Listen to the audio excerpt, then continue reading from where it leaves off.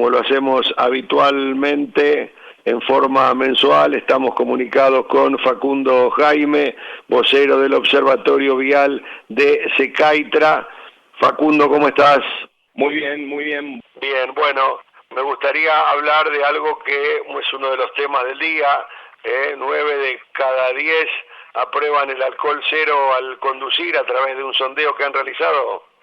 Exactamente, nos encontramos, como bien decís, con una grata sorpresa, viendo que todos los encuestados han tenido un altísimo índice de aceptación. Dejémosle claro a la gente que el jueves pasado se ha reunido la comisión creada por el Ministerio del Interior y se ha obtenido dictamen favorable para justamente que se trate posiblemente en las próximas semanas la norma de alcohol cero en el Congreso Nacional. Lo ideal sería obviamente que se obtenga media sanción y que luego pase a la Cámara de Senadores para continuar con su tratamiento. Sí, sin duda creo que es una excelente noticia porque bueno, hay que tomar conciencia. Uno recuerda que hace pocos días atrás en el interior del país se batió un récord mundial de alcoholemia, ¿no? Sí, exactamente, como bien decís, en el municipio de General Roca, provincia de Río Negro. Igual déjame hacer una pequeña aclaración. Hemos visto un número superior a 6, si yo no me equivoco. Acá aclarémosle a la gente, es muy probable que esa persona esté sufriendo alguna falla hepática, alguna falla en su hígado, porque esa medición, si bien el alcoholímetro comprobaron que no estaba descompuesto, cuando una persona da números tan importantes en la medición del dosaje de alcohol en sangre, es muy posible que ese hígado no esté procesando bien el alcohol, porque es muy complicado llegar a 6 y no haberse desmayado antes. Claro, exactamente.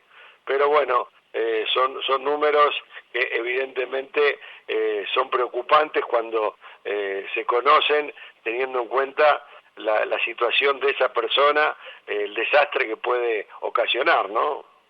Sí, ni hablar. La realidad es que sin llegar a límites tan estrafalarios, cualquier tipo de dosaje superior al mínimo legal hoy establecido ya es peligroso. De hecho, la norma que se está tratando de implementar del alcohol cero justamente tiene que ver con darle ese mensaje a la ciudadanía y que si vamos a beber no conduzcamos, porque ya hay por demás comprobación científica, es decir, no tiene que ver con la opinión de Jaime, no tiene que ver con una opinión subjetiva. Ya está bien comprobado que desde el primer sorbo de alcohol ya empezamos a tener una sensibilidad mayor a la luz, empezamos a tener un tiempo de respuesta, un tiempo de reacción un poco mayor. Obviamente tenemos una falsa sensación de seguridad y así podemos seguir enumerando distintos indicadores que hacen que entendamos que desde el primer sorbo ya no es prudente conducir, entendiendo que cuando conducimos tenemos en las manos alrededor de 4 o 5 toneladas que mal conducidas pueden devenir en siniestros con fatalidades, ¿no? Sin duda. ¿Dónde se da más el exceso de alcohol? ¿En las pequeñas o las grandes ciudades? Está bastante repartido. La verdad es que de un tiempo a esta parte la Agencia Nacional de Seguridad Vial viene realizando las llamadas alcoholemias federales, en donde una vez al mes todas las jurisdicciones de nuestro país se ponen de acuerdo para realizar controles de alcoholemia, y vemos que obviamente en las grandes ciudades tenemos otras particularidades, siendo que los vehículos fiscalizados son mayores, por ende el índice de positividad es un poco menor, es un poco más bajo, pero la problemática es algo que se extiende a lo largo y a lo ancho de todo nuestro territorio nacional. Entonces acá lo principal que hay que tener en cuenta es que cuando conducimos con algún dosaje de alcohol en sangre, no solo ponemos en riesgo la vida propia y la de las personas que nos acompañan en el habitáculo, sino también la de terceros. Entonces es muy importante que comencemos a utilizar el concepto del conductor designado como una máxima para siempre tratar de seguir saliendo, pero pasándola bien y cuidando la vida propia y, como te decía, la de terceros. ¿Dónde se da más el tema del alcohol? ¿En adolescentes o en gente mayor? No, bueno, ahí sí la estadística es contundente. En menores de 35 años es donde más vemos dosajes positivos. Obviamente también hay excepciones por sobre los 35 años, pero en los jóvenes es donde mayor merma vemos al momento de ver positividad en los controles de alcoholemia. Lamentablemente también vemos que forma parte en 1 de cada 4 siniestros en menores de 35 años, se hace presente el alcohol. Entonces acá tenemos que ser muy específicos en entender que son nuestros jóvenes quienes más sufren las consecuencias del alcohol al volante. Y en general, la gente cuando se hace alguna estadística está en conocimiento del tema de la posibilidad del alcohol en cero o superar ese límite. Bueno, en nuestro sondeo consultamos si la gente sabía cuáles eran los límites hoy existentes a nivel nacional con respecto al consumo de alcohol en sangre, y nos sorprendimos porque más de la mitad nos respondió que ya creía que era cero el alcohol. Entonces esto es a causa de que muchos municipios y muchas provincias han ido sancionando en los últimos años normas locales de alcohol cero. Entonces quizá la norma nacional hoy es más una necesidad que otra cosa, porque vemos que tenemos estas particularidades en nuestra legislación local, porque tenemos municipios que quizá están uno al lado del otro y que uno ya tiene una norma local de alcohol cero y el de al lado no. Entonces, para darle certeza y darle certeza al usuario de la vía pública, es que es necesario que haya una norma nacional y todas las provincias y municipios recojan el guante y así haya cierta armonía legislativa, ¿no? Para ser práctico, tomando una copa de vino, ¿te da más de cero de alcohol? Sí, claro. Ya tomando una copa de vino habrá algo de dosaje si es que me evalúan y me miden el alcohol en sangre.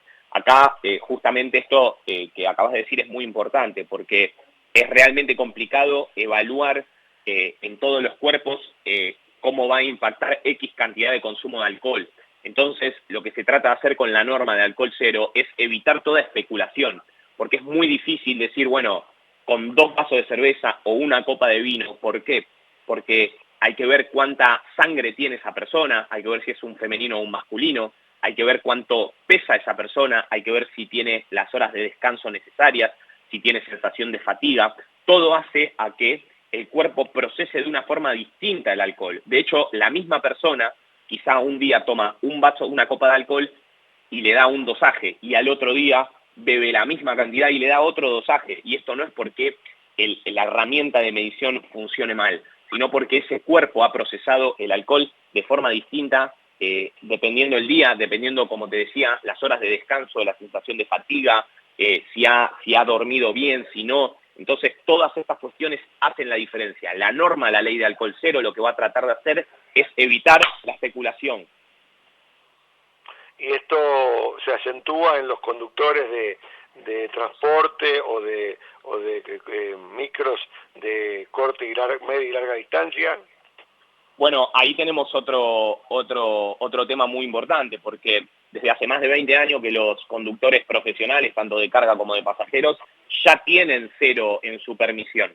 Es decir, la ley de alcohol cero lo que va a tratar de hacer es ampliar su universo de aplicabilidad, porque, como bien te digo, desde el año 1998 que en conductores profesionales ya el límite tolerado es cero.